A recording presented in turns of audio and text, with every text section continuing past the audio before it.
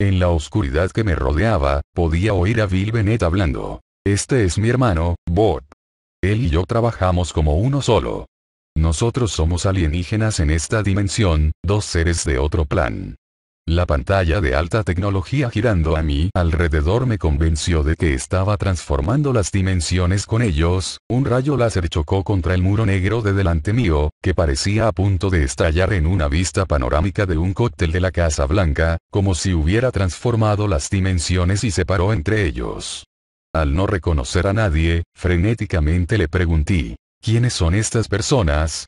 No son personas, y esto no es una nave espacial dijo Bennett. Mientras hablaba, la escena holográfica iba cambiando poco a poco hasta que la gente parecían ser extraterrestres como lagartos. Bienvenidos al segundo nivel bajo tierra. Este nivel es un mero espejo, reflejo del primero, una dimensión extraterrestre. Estamos en un plano transdimensional que se extiende y abarca todas las dimensiones. Infinitas dimensiones, apuntó Bob, abarca infinitas dimensiones simultáneamente. Bill dijo, sin limitaciones. Bob suavemente cantaba, que repique la libertad. Realmente no hay dónde ir y no hay dónde esconderse de nosotros. Nosotros somos los que estamos mirando desde detrás del ojo en el cielo, continuó Bill. Te estoy viendo, dijo Bob. Cantaba un verso de la popular canción de rock I'll Be Watching You. Te he llevado a mi dimensión como un medio para establecer fuertes lazos con tu mente en tanto que el plan de la Tierra lo permita, estaba diciendo Bill Bennett. El ser extraterrestre, simplemente hace que mis pensamientos sean tus pensamientos, proyectándolos en tu mente. Mis pensamientos son tus pensamientos. 5. El mensaje abreviado que Bennett me programaba en referencia a la Educación 2000 sería dirigido a los gobernadores estatales en la próxima convención, mientras les entregaba un paquete de información. Los niños. Debemos tener en cuenta a los niños. Piense por un momento más allá de mañana. Nuestros niños son el futuro. Su futuro está en la educación. Podemos controlar el futuro hoy mediante la regulación de la educación. Nuestros pensamientos y planes para el futuro metidos en su texto. Un texto que puedan entender. Libros de texto para niños. En los más altos niveles del gobierno, a las mentes más brillantes sobre la faz de la Tierra les gustaría entrar al futuro a través de los niños. Usted, como gobernador, está en condiciones de proporcionar este enlace. La Educación Global 2000 está lista para su implementación. Mire dentro de ella. Mire dentro de ella y vea el futuro. 1. La Educación 2000 fue diseñada para aumentar la capacidad de aprendizaje de nuestros niños mientras les destruía la capacidad de pensar críticamente por sí mismos. Puede saber más sobre la Educación 2000, leyendo América 2000 y Global 2000. Educación para el Nuevo Mundo de B.K. Ackman, publicado por Alkion House ISBN 0-894-20-278-2, 3.441.000, y una crítica de América 2000. Una estrategia para la educación de Cathy Simmons, publicado por los Ciudadanos para la Excelencia en la Educación.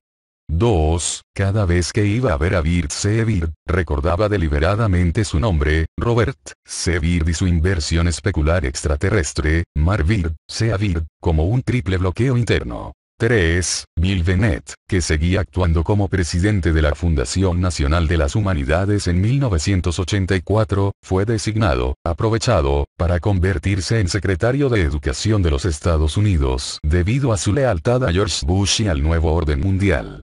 En 1985, Reagan, Bush, oficialmente nombró a Bennett secretario de Educación.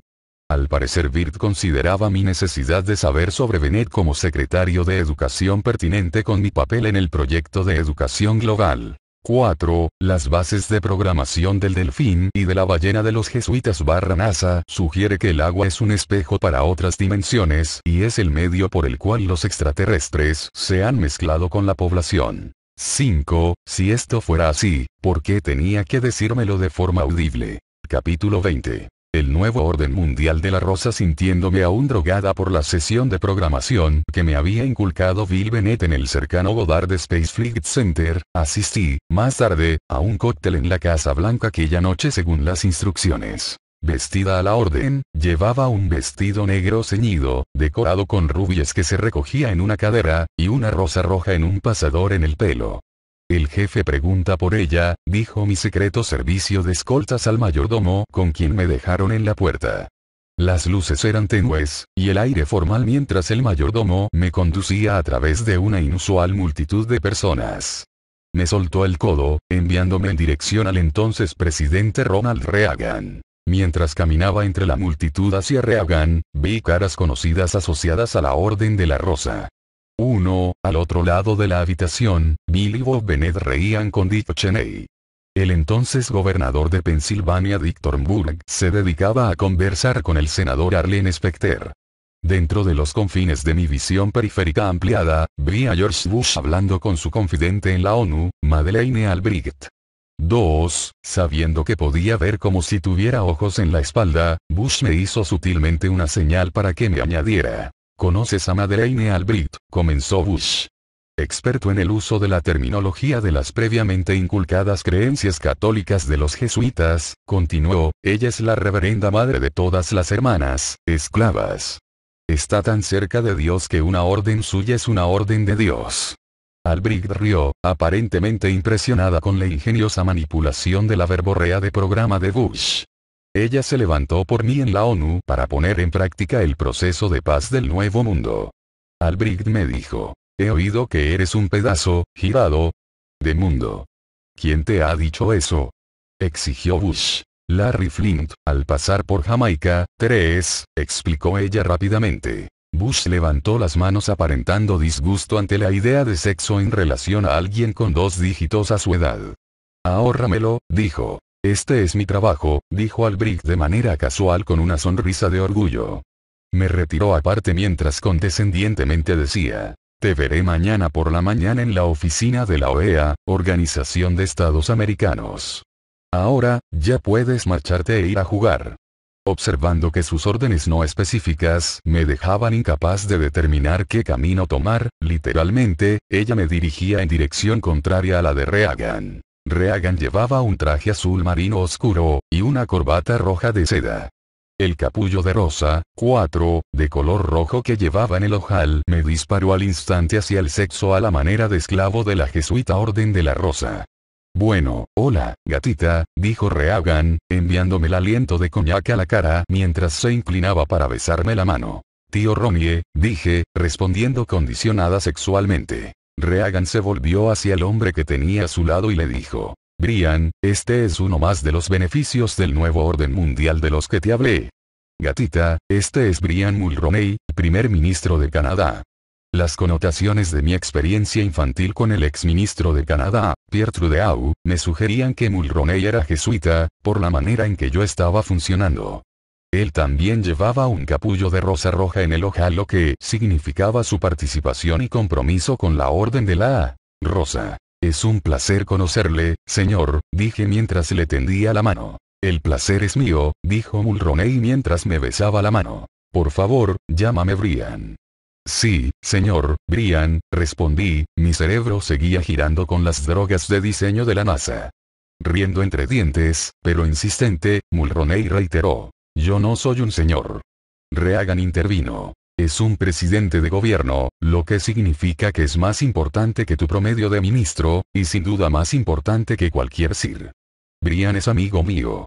Oh, Brian, dije, por fin lo entiendo. O'Brien es el apellido de su padre, dijo Reagan a Mulroney, ella es descendiente de irlandeses y oriunda de Michigan. Brian se volvió hacia mí. Yo he estado en tu región recientemente en una de mis escapadas favoritas, a la isla de Mackinac. Mackinac Island fue su punto inicial en el proyecto, explicó Reagan en los términos utilizados por quienes están familiarizados con las operaciones del control mental. Mulroney al parecer estaba al corriente de mi control mental por parte del Estado y me miró de reojo como si yo fuera una mercancía. Reagan se dio cuenta de su interés y procedió a funcionar como proxeneta. Yo te recomiendo que la lleves junto con el resto. Es una excelente pieza de juego para su uso en cualquier posición. Y hay seguridad.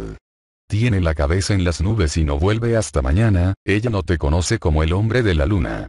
Ya te daré las llaves más tarde. Experto en utilizar las señales y activadores de la Orden de la Rosa, Mulroney dijo. Solo dame la llave de su corazón, y ella es mía. Vosotros sois sabios en los caminos del mundo, comentó Reagan. Tengo que estar en la cima de las cosas. Es un nuevo orden mundial, dijo Mulroney con naturalidad. Cuando un guardia me alejaba, oí a Reagan decir a Mulroney, pronto estarás en la cima del mundo. Guardaespaldas uniformados canadienses me buscaban para dirigirme en dirección a uno de los muchos dormitorios de la Casa Blanca. Cuando abrí la puerta, vi a 3 esclavas sexuales rubias desnudándose y preparando la cama, una de ellas había sido amiga mía y esclava del senador Arlen Specter. La llamé con emoción por su nombre. ¿Qué estás haciendo aquí?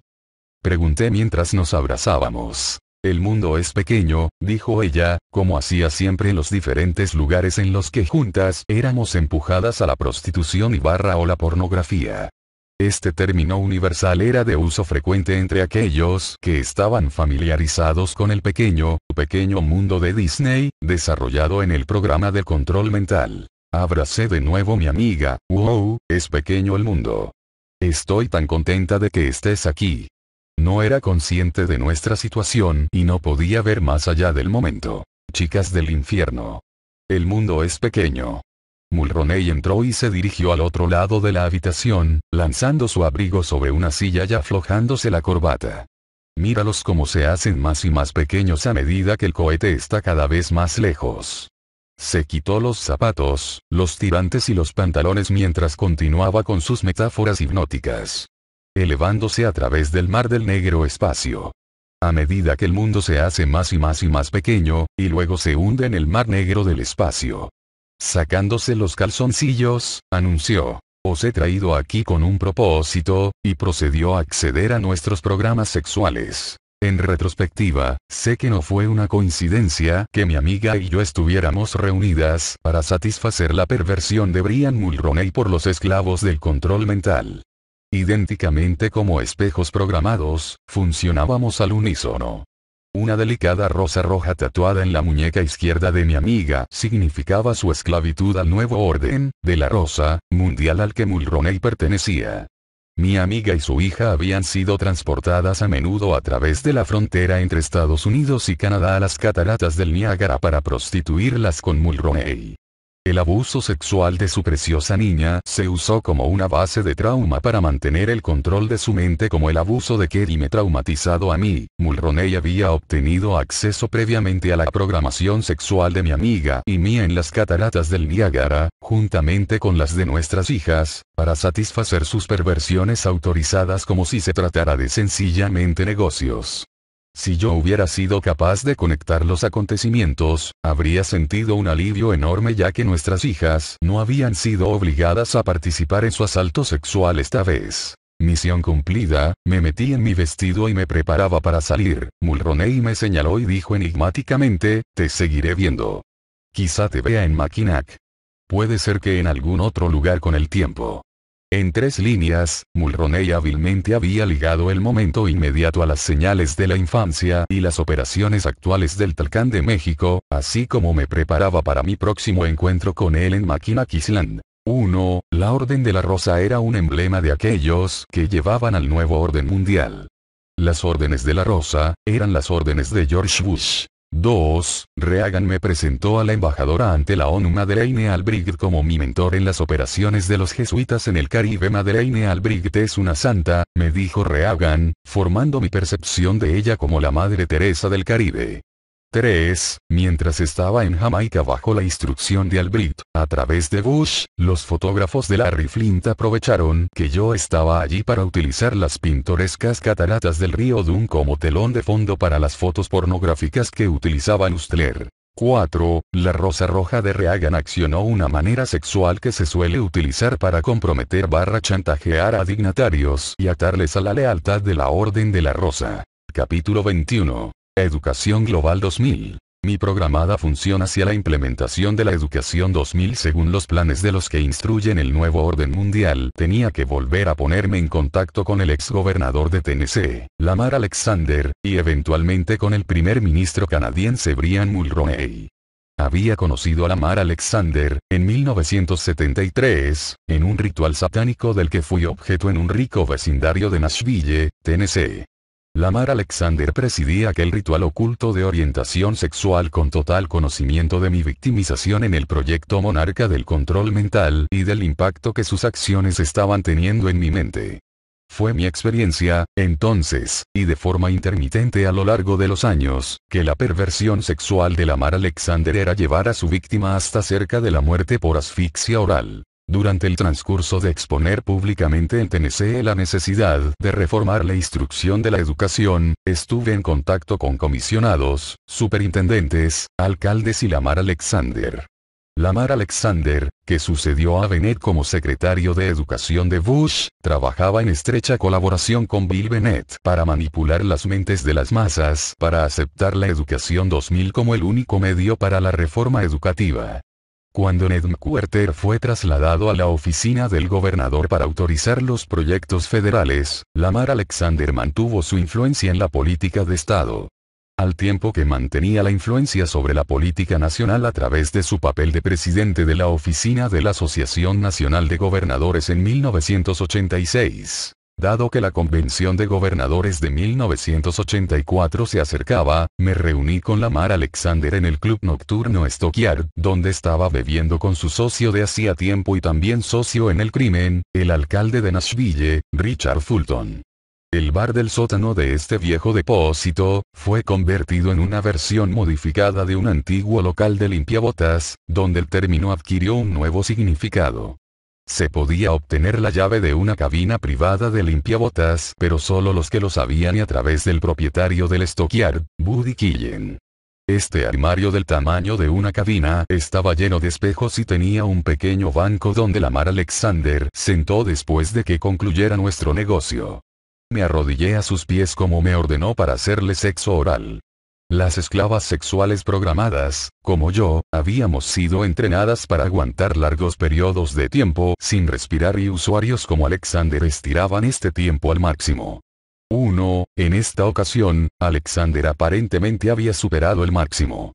No recuerdo haber completado mi tarea programada. Habían pasado horas cuando mi controlador del control mental, Alex Houston, arrastraba mi cuerpo inerte fuera de la cabina, me despertaba, y me ordenaba salir del edificio. Buddy Killen abrió una puerta trasera que antiguamente se usaba para el ganado, y Houston me medio sacó sin ser vista. La noche de la convención, la hija menor de Alex Houston, Bonnie, 2, se unió a mí. Bonnie y yo teníamos casi la misma edad, y nos vestimos juntas para la ocasión. Siendo prostituta, Bonnie estaba familiarizada con Lamar Alexander y sus perversiones, sin embargo estaba emocionada ante la perspectiva de ver viejos amigos en la convención mediante Louise Mandrell, 3, que estaría actuando allí. El compañerismo entre Alex Houston y Mandrell se había desarrollado durante las giras uso de Bob Hope en la década de 1960 y se prolongó durante décadas debido a su compartida participación en la gestión de esclavos del control mental para Bill. Bonnie compartía esta amistad con Dave Mandrell si tenía ganas de ver a sus amigos de la banda. Yo también tenía ganas de hablar con Louise Mandrell, pero por una razón muy diferente. Bárbara acababa de sufrir un casi fatal accidente de coche, y yo estaba profundamente preocupada por su bienestar.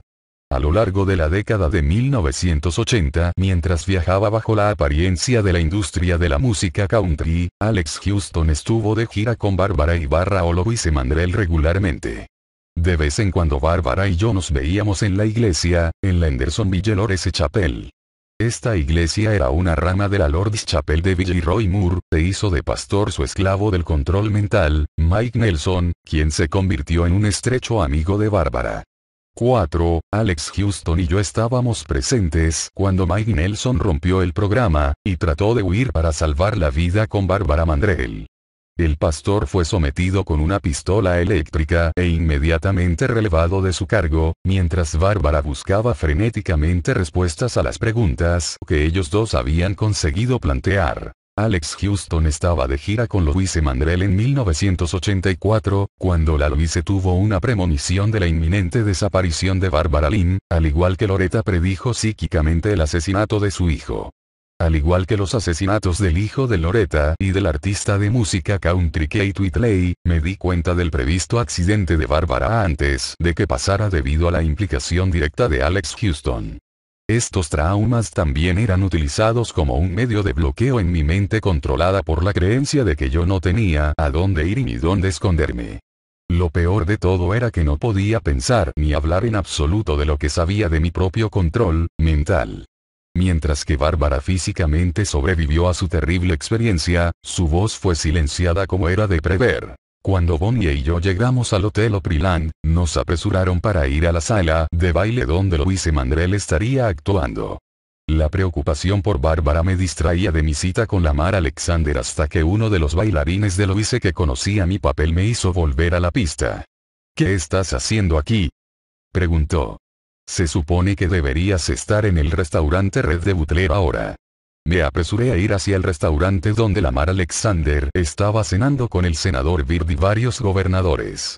Byrd estaba participando en la función por razones que desconozco, pero sí era consciente de que había tocado el violín en el Opry. Byrd dejó de comer lo suficiente como para reconocer mi presencia. ¿Dónde has estado? Estaba comprobando que Bárbara iba a la actuación, respondí mientras Lamar Alexander se excusaba y se acercaba. Poniéndome un brazo alrededor y alejándome de la mesa susurró. Podrías acabar como ella si no sacas adelante el programa. Tienes programas para repartir. Pero en este momento, estás interrumpiendo mi cena. ¿Tienes algo para beber? No, señor, contesté, traumatizada por la magnitud de su amenaza. Lamar Alexander me dio la orden de salir inmediatamente, pedir un saltamontes, grasshopper, en el bar del conservatorio, y esperar nuevas instrucciones. Era una cuestión de rutina para mí el pedir un saltamontes en el Opryland Conservatorio Hotel. El helado bebido, se hacía especialmente para mí, como siempre con una droga hipnótica dentro. Como a veces ocurre, la camarera no estaba familiarizada con el proceso, y el arpista del conservatorio y agente de la CIA Lloyd Lindroth intercedió. La droga tuvo el mismo efecto que la administrada en el centro de programación de la NASA del DC por Bennett, y mis maneras eran de robótica conformidad. Después de que la droga me diera unas puntadas dentro, Lloyd Lindroth me instruyó para proceder al salón principal del hotel, donde me encontraría con Lamar Alexander. El vestíbulo exterior de la sala de baile estaba decorado con murales del tamaño de la pared que se extendían en la parte superior del techo gótico. Una locomotora de vapor de tamaño real representada en la pared del fondo parecía estar corriendo hacia la gran escala.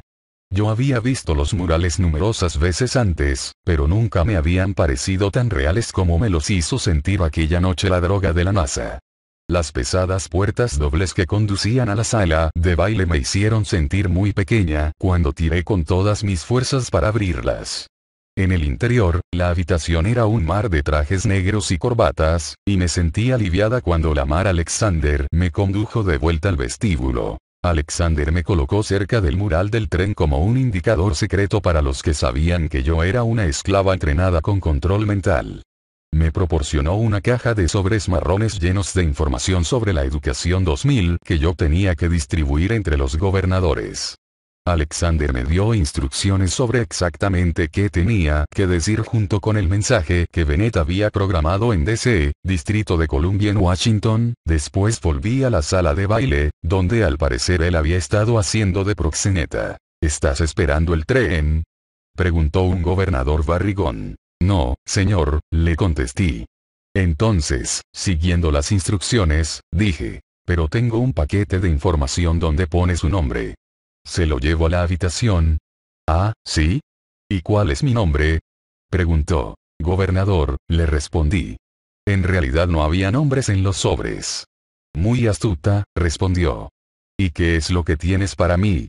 Esta serie de documentos, respondí, entregándole un sobre. Y cualquier otra cosa que quieras, cortesía de Lamar Alexander y el, aprovechado, secretario de Educación Bill Bennett.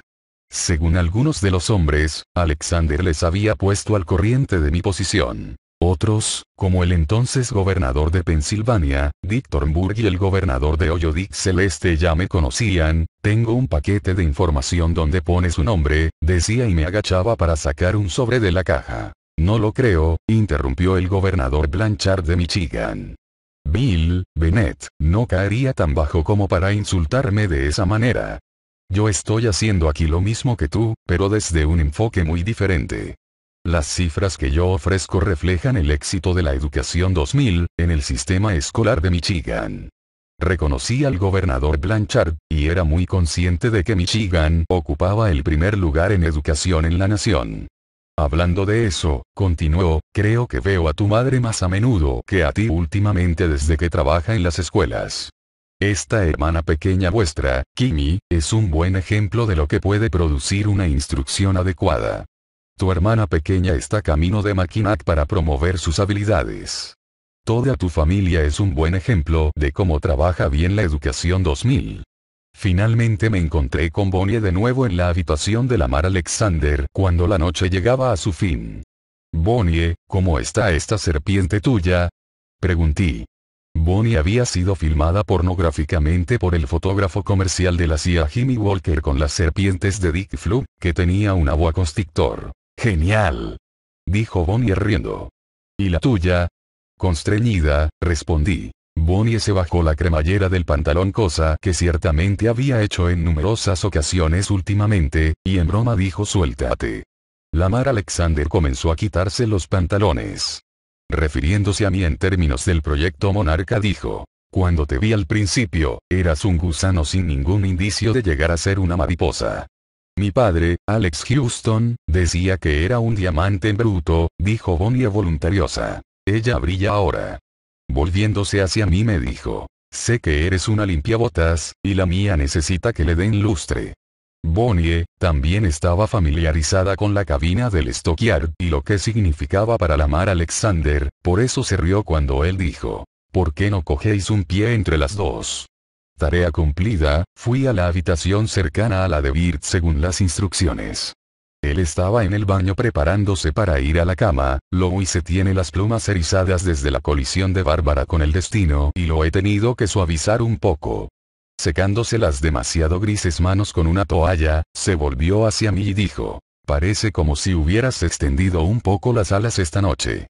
Iba escaleras arriba, escaleras abajo, afirmé y, para mi gran alivio, dijo, no volveré a tocar más el violín contigo.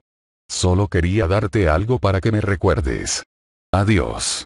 Compartimentó mi memoria con su pistola eléctrica. Poco después, Kelly y yo éramos transportadas a Mackinac Island, Michigan para reunirnos con el primer ministro canadiense Brian Mulroney en la mansión del entonces gobernador James Blanchard. Houston nos llevó a Kelly y a mí hasta un carruaje tirado por caballos. Tan pronto como bajamos del ferry en la temporal isla anticuada, me di cuenta que las banderas canadienses ondeaban de nuevo en el hotel, pero no tenía en mente ninguna pregunta. Kelly se sentó en silencio a mi lado, aparentemente drogada mientras nuestro carruaje nos llevaba a través de los bosques hacia la mansión del gobernador. Los huéspedes de la mansión eran una reminiscencia de la reciente convención de gobernadores de Tennessee. Blanchard, gobernador de Michigan, el gobernador de Ohio Dick Celeste, y el gobernador de Pensilvania Dick Thornburg. Guy Vanderhacht y Henry Ford también estaban presentes. Mulroney parecía ser el invitado de honor. Extendió sus manos y me saludó. Te dije que te vería en algún lugar en algún momento. Me he escapado del tiempo, del espacio y de la distancia para estar aquí esta noche. Tú y yo tenemos un poco de camino por recorrer. Sí, señor. El secretario de Educación Global del presidente Reagan, Bill Bennett, me envía para entregarle este paquete de educación directamente a usted. Le di un gran sobre marrón, de documentos similares a los entregados en la convención de gobernadores. Blanchard se excusó. Ya he oído toda esta palabrería, dijo mientras se dirigía hacia sus otros invitados, dejándonos a Mulroney y a mí solos. La educación global es la ola del futuro, recité según el programa. Como el mundo se hace más y más pequeño debido a la mayor tecnología que abarca el mundo, nuestros hijos deben ser educados a la manera del mundo. La educación tal como es ahora, es apenas lo necesario para prepararse para la vida en nuestro propio patio trasero. Debemos participar en la educación de nuestros hijos por el bien de su futuro y de nuestro legado. La educación global es el camino. La única manera, es mirar dentro. Le entregué el sobre. Mirar hacia el futuro.